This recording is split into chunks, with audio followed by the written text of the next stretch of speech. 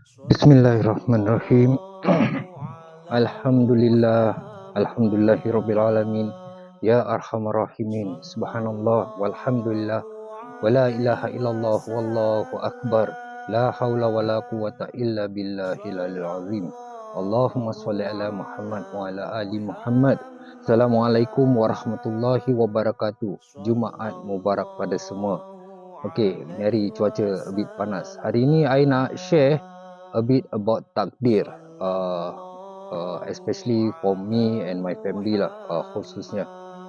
Okay, just a basic understanding about takdir, because masih ramai yang agak keliru tentang takdir, especially bila ada hadis yang menyatakan, even dalam Quran yang menyatakan takdir kita, jodoh, rezeki semua sudah tertulis 50,000 tahun sebelum penciptaan dunia. Ada juga dalam hadis yang menyatakan, dan juga dalam Quran yang menyatakan apabila kita di dalam rahim ibu kita 40 hari, malaikat akan datang meniup roh dan juga menulis takdir, ajal dan rezeki dan sebagainya.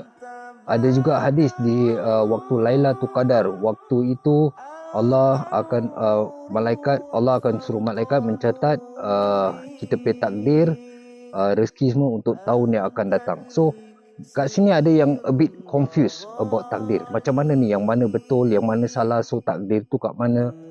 Okay, ni basic punya ni lah explanation. InsyaAllah semua boleh faham. Okay, tak ada yang contradict, semuanya betul dan sama, cuma kefahaman dia. Jadi takdir ni sebenarnya ada dua macam takdir, sebenarnya tiga lah, but the second one ada pecahan lagi satu. Okay, first takdir yang kita nak kena faham, takdir yang tak boleh berubah. Second, takdir yang boleh berubah. So takdir yang tak boleh berubah seperti jantina. Okay, kalau kita ada lelaki tak akan boleh berubah. Macam mana kita doa pun, kita solat hajat, apa yang kita buat tak boleh berubah. Warna kulit tak boleh berubah. So there are things that takdir tu dah tak boleh berubah. Allah dah tetapkan. Manusia ni akan tinggal di negeri ni, akan dilahir di negeri ni. Benda-benda tu yang tak boleh berubah. Takdir yang boleh berubah seperti jodoh, kematian, rezeki dan sebagainya, itu takdir yang boleh berubah. Okay, the second one yang boleh berubah ni ada dia punya pecahan lagi satu, which I just mention. Sebenarnya ada tiga macam takdir. Jadi kalau kita lihat daripada sabda Rasulullah sallallahu alaihi wasallam, tak ada yang akan berubah, dan Allah tidak akan merubah seseorang tu melainkan dengan doa dia dan usaha dia. Jadi Allah tidak akan merubah sesuatu kaum tu kalau dia tak berusaha, kalau dia tak melakukan sesuatu. Jadi sama juga dengan diri kita, kalau kita tak nak berubah, kita tak nak berusaha, Allah tak akan menukar takdir kita. Jadi kita harus berusaha dengan doa dan insya-Allah takdir kita akan berubah. Kalau kita kata semuanya dah fix 50,000 tahun sebelum penciptaan dunia tentang takdir ni, apa gunanya Allah utus rasul dan para nabi di dalam dunia ini? Jadi untuk kita faham dan dapatkan ilmu untuk kita untuk kita bagaimana cara kita memahami dan mengubah takdir kita.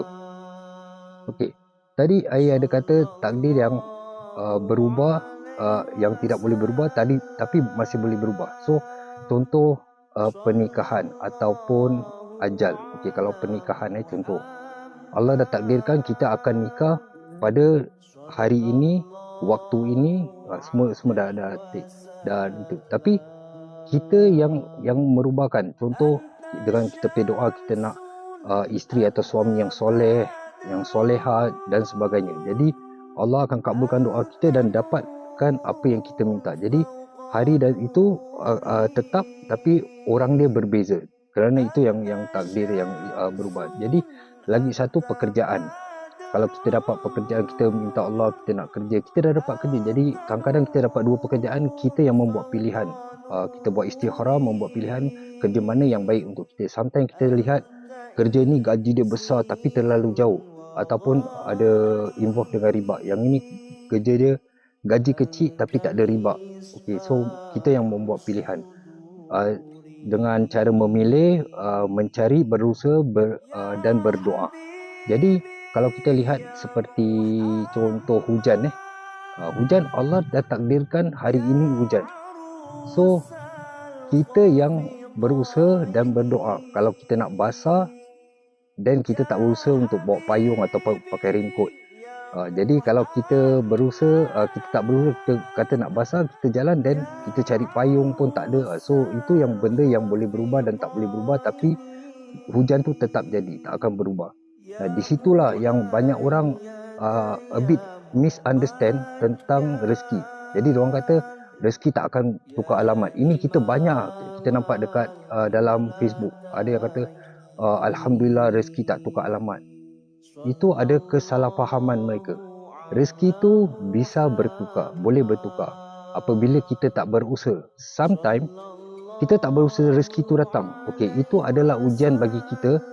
Apakah kita bersyukur pada nikmat Allah ataupun kita nak menunjukkan orang something like kita sometimes kita terlalu happy dengan secara tak sengaja kita nak menunjukkan orang, alhamdulillah rezeki tak tukar alamat, kau tengok aku dapat bisnes, dapat sales bagus. Secara tidak langsung kita menyakitkan hati atau mengecewakan orang yang tak dapat close business. Jadi kita tak tahu, kita ni nak share kegembiraan kita, dan orang yang tak dapat tu dia akan mungkin rasa kecil hati, sedih, kenapa doa dia tak ini. Dan di sinilah kita nak kena hati-hati tentang ain.